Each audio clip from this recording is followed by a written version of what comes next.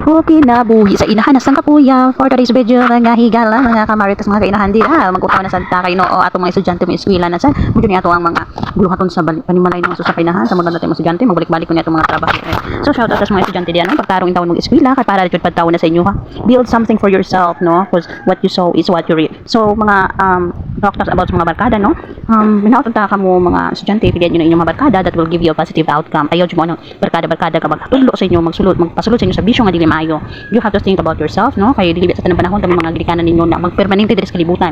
Panahon ng mga matay nami mag-unsa nalaman mo. So, ask yourself, no, paningkamot mo nga mulambo ang inyong gagalingon, no? Ask yourself what kind of person you will be after 5 years from now, or where do you see yourself 5 years from now, or what kind of person you want to be in the future. So that's it. And to those kids also no nga wala pa ka eskwela naatay daghang opportunity pa jud nga makabalik jud mo eskwela ayaw jud mo kawala sa paglaom sa ika nga habang may bukay may pag-asa so try to look for something like scholarship part-time job or anything no nga makahelp sa inyo nga makabalik mo study dili pa na sa inyo nga mag-study mo nga ganahan mo mga high grades like for the bonus na naik na jud kay high grades but at least makakuha ka og high school diploma but I will not encourage na high school good but at least no but napatay mga skills kaya pong asenso sa skills bitaw daghan na kayo naka-abroad sinaot na by the way ang abroad gani once we're talking about abroad ang sweldo is lahi ra jud siya so dako gud siya og tabang sa mga kuan bitaw mga tawo nga mag-work bitaw kay mas dako iyang salary kumpara diri sa Pinas. So, I encourage all the students no to work hard jud kay para jud pina sa inyong future dili mo pud para sa amuha. Once again kamo ang ganda sa inyong future, kamo ang gagama sa inyong future. So mao na to. Thank you. Bye-bye.